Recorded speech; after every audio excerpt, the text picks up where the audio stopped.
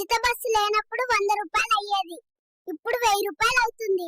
ఏంట్రా ఇది, పిచ్చెక్కిపోతుంది. నా క్రష్ నన్ను బ్రో అని పిలిచిందిరా, పిచ్చి ముఖంది. బ్రో అంటే బీ రొమాంటిక్ ఓన్లీ అని తెలియదేమో. మా మమ్మీ బస్ లో ఎక్కడైనా కనిపిస్తే ఇంటి దగ్గర దింపండి, ఫ్రీ బస్ అని తిరుగుతూనే ఉంది. దేవుడా, నేను ఒక్కొక్క రూపాయి పొగు చేసుకుంటున్నానుగా. ఎందుకో తెలుసా, నా గర్ల్ ఫ్రెండ్ కోసం. అయ్యో, తిన్నావా ఉన్నావా అని అడిగేవాడు ఒక్కడూ లేడు. కనీసం మీరైనా అడగండి ఫ్రెండ్స్. Subscribe for more. రాత్రి పడుకున్నప్పుడు దోమలు కుట్టకుండా ఉండాలి అంటే దోమలు పడుకున్నాక నిద్రపోవాలిరా.